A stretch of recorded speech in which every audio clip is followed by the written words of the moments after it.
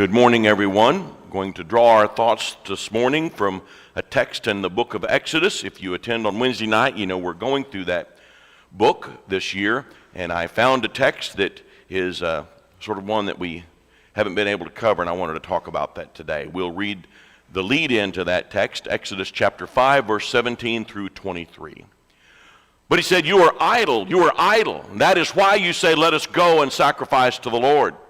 Go now and work. No straw will be given you, but you must still deliver the same number of bricks. The foreman of the people of Israel saw that they were in trouble when they said, you shall by no means reduce the number of bricks, your daily task each day. They met Moses and Aaron who were waiting for them, and they came out from Pharaoh, and they said to them, the Lord look on you and judge, because you have made us stink in the sight of Pharaoh and his servants, and have put a sword in their hand to kill us.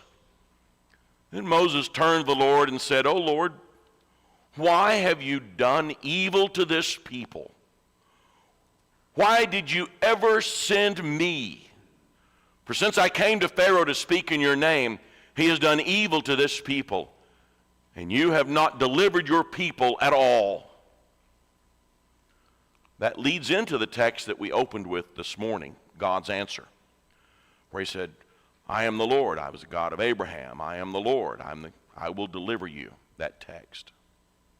That's the text I want to think about, but I wanted to read that lead in first so we understand the context behind what God told, or what Moses had said to God and what God's response was. I want to look at this text, but I'm going to arrange it slightly different so that we can understand what is going on in this text. Moses says to God, why are you doing evil to this people, and why did you put me in the middle of it? Now, that's not a very uncommon question. People ask that question all the time. Lord, why is there evil in the world, and why is it impacting me? That's the essence of Moses' question. That's a great question. You suspect the people in the Middle East today are saying, why is there evil in the world, and why is it impacting me? You think people at the hospital today that are sitting by the bed of a loved one that's about to pass away, maybe a child, they're saying to themselves, why is there evil in the world, and why is it affecting me? You think the spouse that's about to go into the divorce court and lose their loved and be separated from the one they love and lose their children, you think they might be saying, why is there evil in the world, and why is it affecting me? That's Moses' question. It's a fair question. Okay, God, what's your answer? What is your answer? This is God's answer. It deserves some serious consideration. It deserves to be unpacked. God gave an answer in the form of poetry. He said 3 times, I am the Lord, and we're going to talk about that in a moment, what that means. He says, I am the Lord, and then he gave 50 Hebrew words. Then he said again, I am the Lord, and he gave 50 Hebrew words, and he closed by saying, I am the Lord. It's called an inclusio. You got these bookends, I am the Lord, and right in the middle, I am the Lord, with this 50-word statement between the 3 statements, I am the Lord. So it is a piece of Hebrew poetry. Interesting that God would answer this question that plagues mankind, why is there evil in the world, and why is it affecting me? And God says, here, let me give you a piece of Hebrew poetry. That sort of demands even more attention from our part, right? That we think about this a little bit. So that's what I want to do this morning. I want to unpack God's answer, because this is a question we all ask. We're all, if you're not today, you will be someday impacted by, why is my loved one infected with cancer? Why did my child die? Why did I lose my job? Why a million things? This is a question we all deal with, and this is God's answer. We ought to pay attention to it. Well, if you were to break God's answer down sort of in those 3 pieces, it would look something like this. I am the Lord. And the first part, he says all the things he did in the past. I appeared to Abraham. I made myself known to those people as God. I didn't tell them my name, Jehovah. We'll talk about that in a moment. I established my covenant with Abraham. I have heard, I've been listening, I've heard the complaint, the groaning, and I remember my covenant. All of those things, essentially God is saying, I am the God of your past. You have a history, Moses, and I'm the God of that history. I'm the God of your past. Then he says the one thing he says that's present tense. Go tell the people, I am the Lord. That's the only thing in the middle. Say therefore to the people of Israel, I am the Lord. In that, God is saying you have a present tense to live in. I am the God of your past. I am the God of your present. I'm the God of the moment. Let's say it that way. Then God goes into a list of things where he says, I will bring you out. I will deliver you. I will redeem you. I will take you to be my people. I will be your God. I will bring you into the land of promise. I will give it to you. All future tense. All the things he says he's going to do. So you see, in doing this, God lays out this beautiful arrangement of him saying to Moses, I am the God of your past, I am the God of your present, and I am the God of your future. I can just hear Moses saying, what does that have to do with straw? Because that's my problem right now.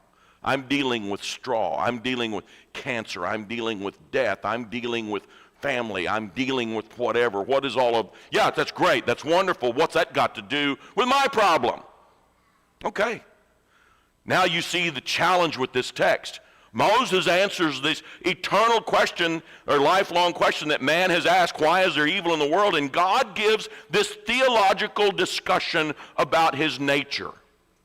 How is this truth about God's, the theology true of God, how is that going to help me with straw? Okay, it's set up for us. We got to figure this out. First, let's think a little bit about this name. God had given this name in Exodus chapter 3, and he says in his answer, in the past, I did not reveal myself to Abraham and all those guys by my name. They just knew me as God, Elohim. But now he says, now I have told you what my real name is. This real name, pronounced Yahweh. I'm sure I'm not saying that exactly right. I think you have to a little bit of a guttural sound at the beginning. Yahweh, something like that. That's the name. God says, that's my name. That's the word he says several times here. I am Yahweh. I am Yahweh. I am Yahweh. That's important. That's what sets the bookends of this text. God of the past, God of the present, God of the future. In between each of those, I am Yahweh. So that's a very important part of God's answer. We've got to have some understanding about that if we're going to understand God's answer to Moses' dilemma. I am Yahweh. That word appears in your English Bibles as the word Lord with all capitals. Notice I have a clip of it up there. I am the Lord, capital L, capital O, capital R, capital D. When you read your Old Testament and you see capital L-O-R-D, the word in Hebrew that's translated into is Yahweh. And there's a lot of reasons English translators have pretty unanimously decided to use the word Lord in English to translate that word. That's the word you'll see in our English Bibles. God defined this name in Exodus 3, verse 14, where he said, God said to Moses, Moses said, because Moses is just talking to God. I mean, to Moses and the rest of the world, there's a million gods. There's Isis, and there's all the, the Baals and all the gods around the world. There's a million of them. And so Moses sees the burning bush, and he says, what do I tell the people? Which God is this? Who are you? What's your name? That's a fair question coming from Moses. What God is it that's going to deliver us? So God answers, and here's where he says, he defines his name. He says, I am who I am, he said. Say this to the people of Israel. I am has sent me to you. So God, what does this name Yahweh mean? What does that mean? God says, I am who I am. That's what it means. Well, if we were going to translate it into English, there'd be a lot of different ways we might say it. But that word, that Hebrew word, literally it's two words, first of all. Matter of fact, let's think about that a moment. In the Hebrew language, every word is based on the root word that is a verb. The entire language is built on verbs. Now, things can be done to those verbs to make them nouns and what we would call adverbs and other things, but they all start as verbs. So this word Yahweh is actually two words. One word is a verb and one word is a noun. And if you wanted to try to say it in English in a very literal way, you would say something like, causes existence to exist. That's what God's name, Yahweh, that's what it literally is. I don't know if you can tell in the text here. Let me see if I can figure out how to point. Is that how you point? Yeah. There's actually two characters and two characters, or two words in that name. Causes existence, verb, to exist, noun. That's the name Yahweh. So God says, your existence, well, my name is, causes existence to exist. Now we say that in English in different ways. We say creator. It's the same idea. The creator, the one that causes existence to exist. Sometimes if you read books by C.S. Lewis and others, you'll see the term or the phrase, the uncaused first cause.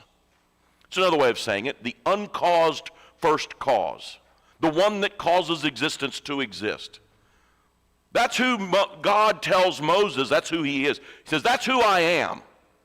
And that name is permeated through this answer to Moses' question. God, why is all this evil happening? And God responds, causes existence to exist. I was the God of your past. Causes existence to exist. Go tell the people that. Causes, and I'm going to do all these things. Causes existence to exist. That's very important to God's answer. It's central to his answer. The fact that it's laid out in this poetic way tells us that. Very important. Well, there's some conclusions you can draw right away from the definition of that name. God created existence and therefore is not limited by it. All the things we think of existence, just the state of being, the very state of living and being, God created that. Therefore, he is not subject to it. He does not come under existence. He's over and above and beyond the boundaries of existence. Now, if you sit and think about that for several years, and you could, because we're talking about kind of heady stuff here, right? And you might be, let me stop for a moment. You might be saying, Brother Mike, I'm dealing with straw, and you're talking about this theology, complex, complicated stuff. Can we just talk about straw? Well, Moses asked about straw, and this was the Creator's answer. So yeah, I think we got to think about this. God is calling on you and I to think a little bit. He's calling on us to use our minds and think a little bit. Causes existence to exist, God of your past, present, and future. Well, if you think about that a while, you're going to come to some conclusions. First of all, the God that is the one that causes existence to exist is eternal, because time is part of the fabric of creation. God created creation, he created existence, therefore he lives and dwells beyond the boundaries of time. God does not have a watch. He doesn't live in the moment like you and I do, and we'll talk about that more in a moment. He's not bound by time. Secondly, God is all-powerful. We understand power is a part of creation. Well, God created creation. He is the one that causes existence to exist. He therefore is all-powerful. Any power that exists, it came from him. God is all-knowing. All knowledge means all existence, all creation. God created creation. He is the one that causes existence to exist. Therefore, he knows all because he created knowledge. He is all-knowing.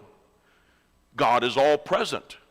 He's everywhere. Since he created creation, it is all subject to him. Therefore, he abides and dwells in all of it at all times, simultaneously. And these are some of the conclusions. And there are fancy words for these, like omniscience, omnipotent, omnipresent, different words we use to describe that. They're fancy words to say these things. And these are conclusions we draw from this name, that he is the one that causes existence to exist. God dwells beyond the boundaries of time. Existence, by the way, is a measure of time. Or rather, time is a measure of existence. I wrote that wrong. Time is nothing more than just a way for us to measure our existence. The ticking of the clock, it measures our existence. Well, God created existence, you see, so he's beyond that. Now, I went through all that to demonstrate that's the essence of God's answer. Moses says, hey, they took our straw away. Why did you let this happen? And God's answer is, I am the one that causes existence to exist. That's God's answer. Well, how does that help me? Okay. Let's keep thinking. Let's keep digging into this. The Hebrew author, I believe, is pointing back to this text in Hebrews 13. We'll read the text here and maybe we can see that. Remember your leaders, those who spoke to you the word of God, consider the outcome of their way and imitate their faith. Jesus Christ is the same yesterday and today and forever.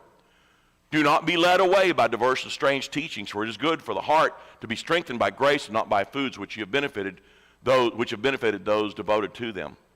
The Hebrew writer is summing up the book of Hebrews, and in short, he's giving them encouragement because they're going to be facing a lot of problems, false teachers, other things. And as they're facing those difficulties, he throws in this little statement, Jesus Christ the same yesterday, today, and forever. I think he's pointing back to Exodus. God's answer to all problems, false teachers, struggling with temptations, the difficulties of the destruction of Jerusalem or whatever else Hebrews might be talking about. Those difficulties, God's answer is, I'm the God of yesterday, I'm the God of today, I'm the God of forever. That's God's answer. So Exodus 6 is not the only place this shows up. This is a theme with God. I believe that same theme is bound up in James chapter 4. Listen to what James says, chapter 4, verse 13 through 16. And again, not sure if James hadn't just read Exodus 6 when he wrote this. Come now, you who say today or tomorrow, we will go into such and such town and spend a year there and trade, make a profit. Yet you do not know what tomorrow will bring. Let me say that a different way. You are not the great I am. You do not know what tomorrow may bring. What is your life? For you are a mist that appears for a little time and then vanishes. Instead, you ought to say, if the Lord wills, we will live and do this or that. As it is, you boast in your arrogance. All such boasting is evil. You got to stop and think about James for a moment. But let me describe to you what James is saying in a different way. James is saying you and I are glued to the moment. We live and can only live in the moment. The future is not ours. We can say whatever we want to say about it. We can anticipate it, but we don't know what's going to happen. About the best we can do is, Lord willing, something will happen, because the future belongs to the Lord. And the same is true of the past, because the past vanishes away. We live in the moment, which every moment, you know that moment just a moment ago when I said a thing, that moment's gone. It vanished. It's gone. We can only live in this moment, which, by the way, just disappeared from us. It's vanished. You know who owns the history of our moments? It's God. God owns our history. He owns our future. He is the God of yesterday. He is the God of forever. He is the God of our past, our history. He is the God of our future. And we only possess this moment. That's James' point. I'm certain James had been reading Exodus 6 and thinking about it. And his point is, your perspective on life has to be informed by that all you have is the moment. And it's vanishing away.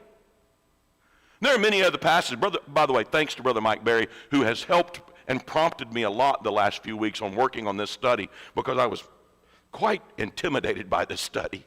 So he's helped me a lot in thinking. There are a lot of other passages we could dig through that show this concept, that the past and the future belong to God, and all we have is the moment.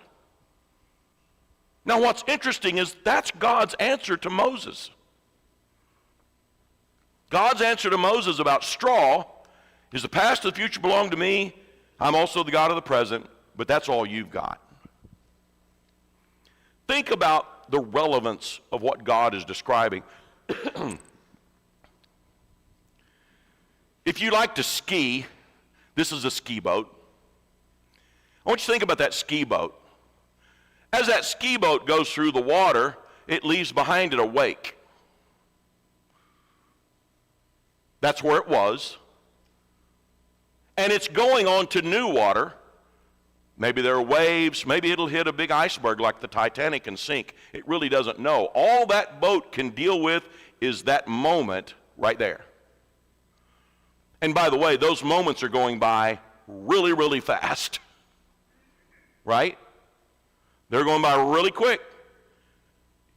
Just a split second, and this moment has become a part of our history. And now we are embracing a future that we could only guess about.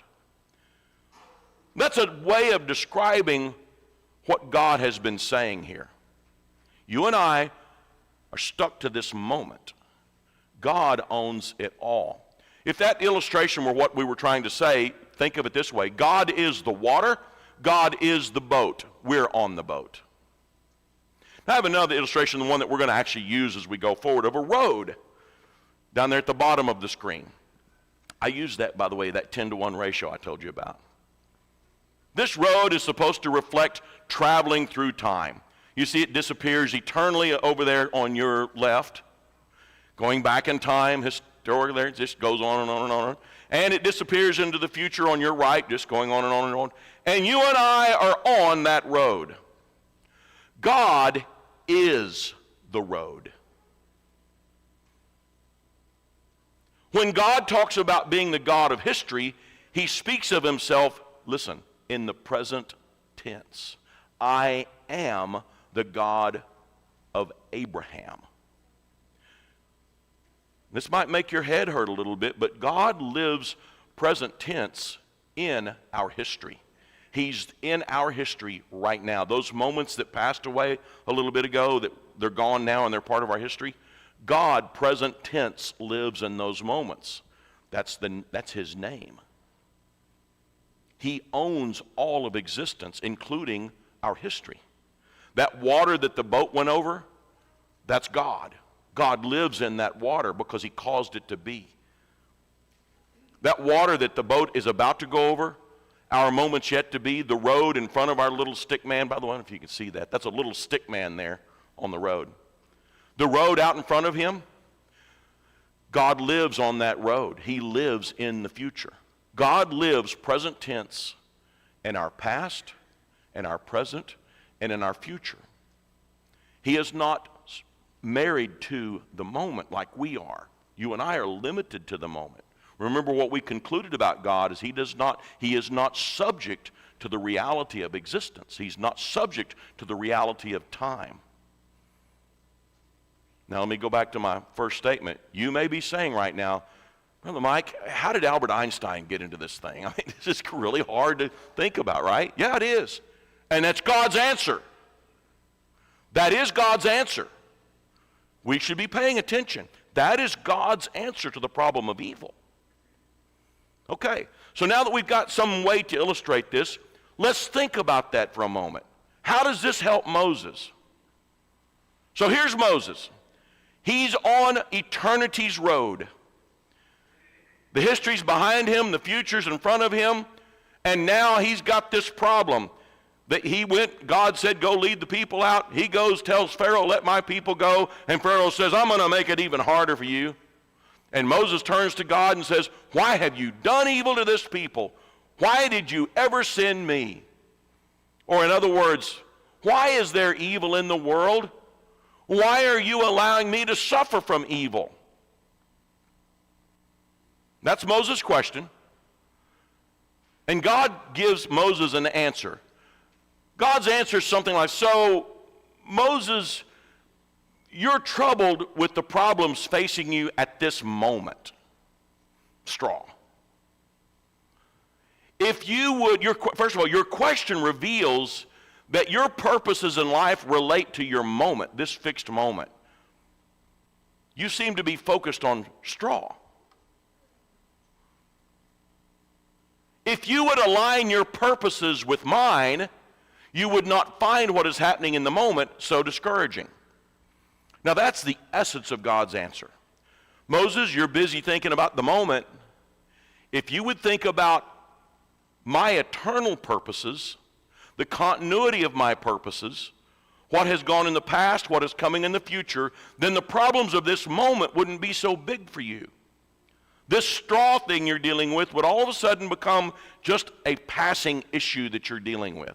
That's the essence of God's answer. God gave Moses a real world problem that he was dealing with. God gave him a theological answer. That theological answer was meant to inform how he perceives his world. Moses, in order to overcome his discouragement, needs to perceive the world the way God does, with God's purposes, not Moses' purposes. Today, Moses has a straw problem.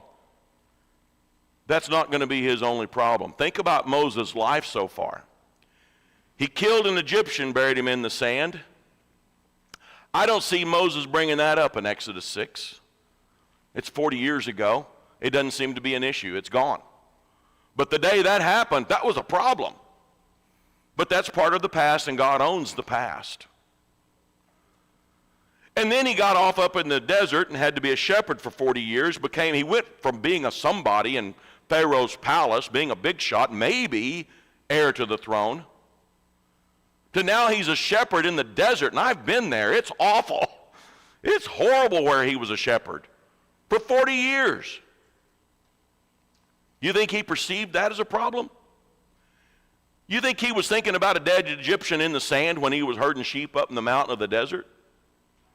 Then he goes along a few more days, and now he's got no straw. And he goes to God, well, God, why is there evil in the world? Why is all these things happening? When he's complaining to God about the straw, did he bring up the dead Egyptian? No. Did he bring up the fact that he was a shepherd in the desert for 40 years? No. He was worried about straw. That's what he was worried about. And guess what, Moses? There's more problems coming. You're going to lead these people out, and you're going to come up to the Red Sea, and Pharaoh's army is going to be storming behind you, and it's going to look like you're certainly going to die.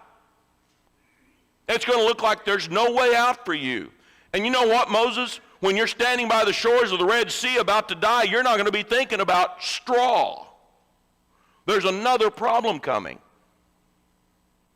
Now, does that help his problem today? That alone does not, but perspective does.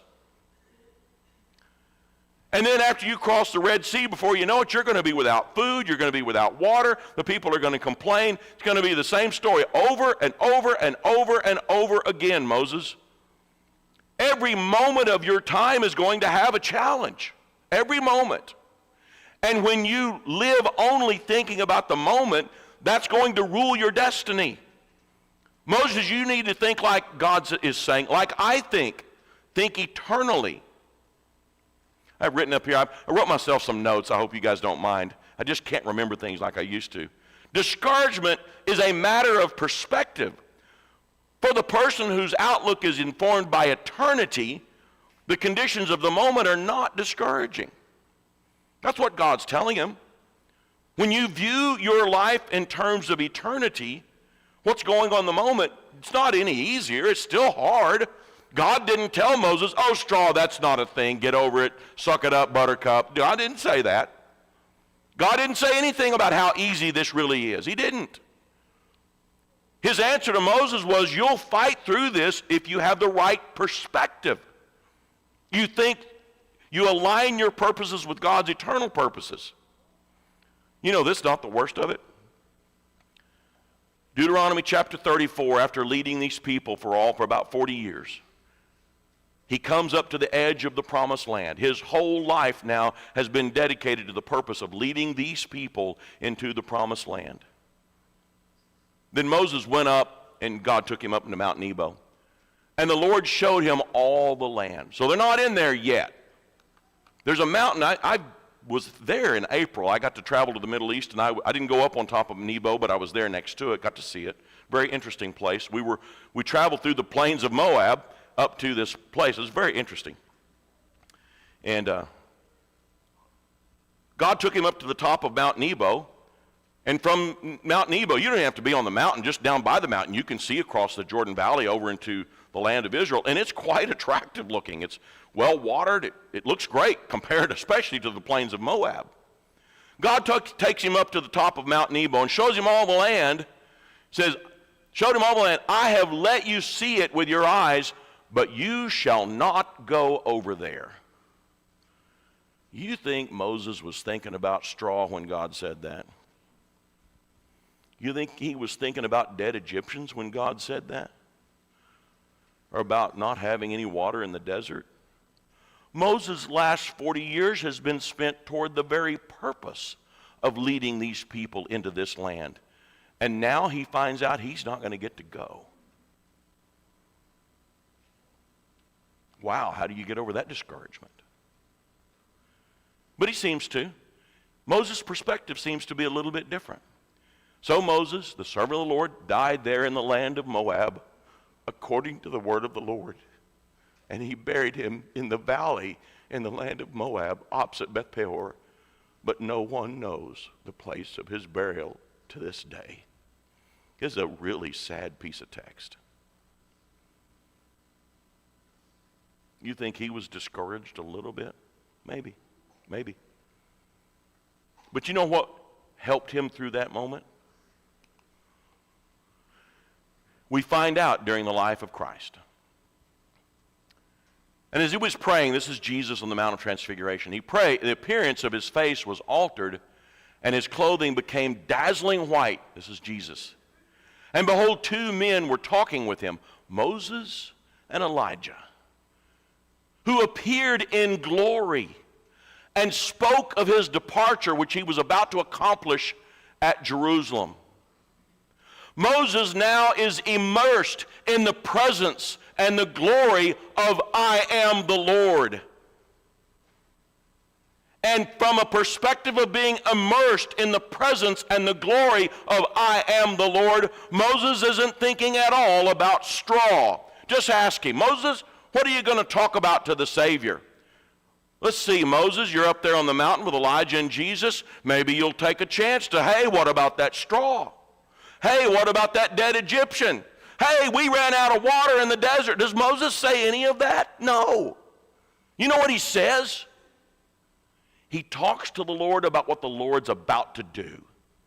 His work in Jerusalem, his death, his burial, his resurrection. You know what happened to Moses? He took on an eternal perspective. Moses, on the top of this mountain, after killing an Egyptian, after having to be a shepherd for 40 years, after not getting straw and having all kinds of problems with the children of Israel, ultimately not even getting to go into the promised land, Moses now is talking about the gospel with Jesus Christ. That's what he's talking about, God's eternal purpose. Whatever he endured through all those moments that were ticking by, they weren't easy. Just ask Moses, he'll tell you they were very hard. But as those moments were ticking by, he learned to endure them because he had an eternal perspective.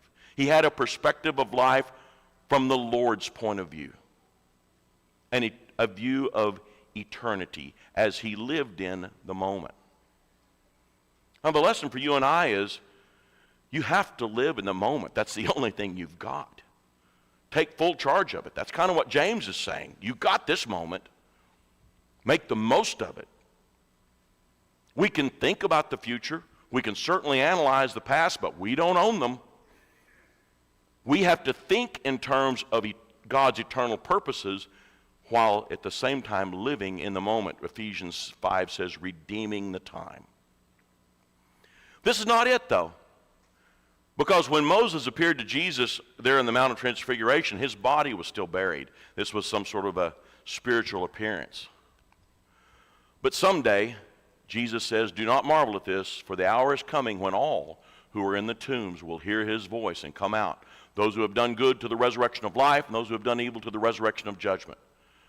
Someday, all who live according to God's eternal purposes will be resurrected and live in the presence of the great I am. You and I will no longer live and be anchored to the moment.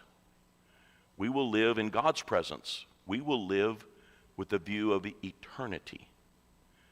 The way our moments are ticking off right now, that will not be the case when we live in God's presence. That's pretty awesome. When you begin to live with that mindset, the straw doesn't matter that much anymore.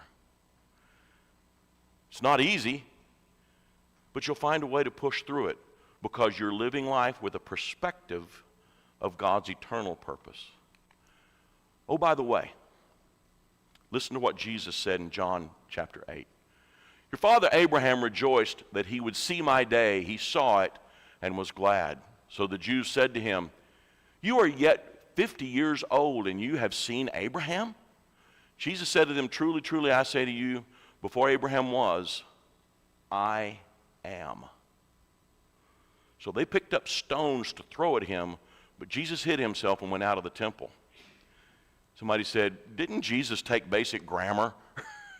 You can't say before Abraham was, I am. Wouldn't you say before Abraham was, I was? No, not Jesus, because Jesus is the great I am. He is Yahweh. If you doubt that reading, then just listen to what the people who were there at the time did.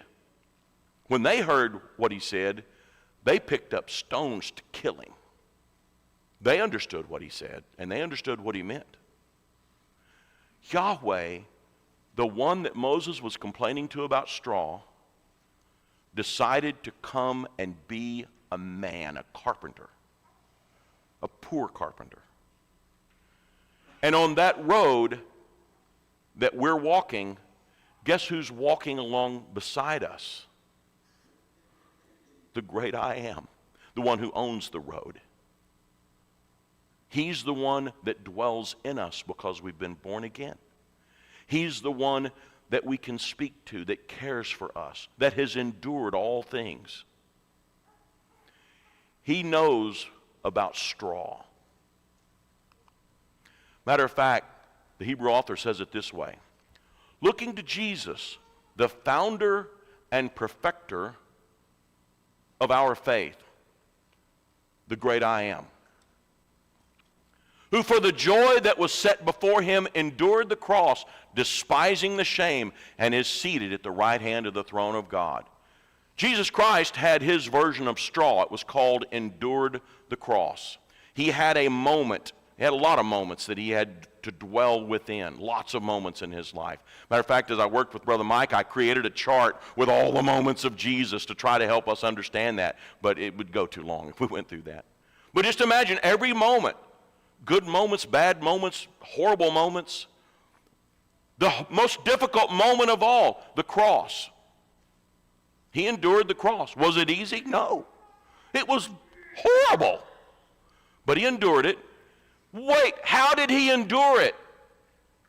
Who for the joy that was set before him. Jesus endured the cross because he had a perspective of God's eternal purpose. Jesus endured the cross because he trusted in the God of the past, the God of the present, and the God of the future. Jesus endured the cross. That was his moment. He endured it because he had a perspective. He showed us how to live as human beings in the moment, but with a view towards God's eternal purpose. Whatever you're enduring right now, and as the days go by, we all have things we endure. Some of them are our own doing.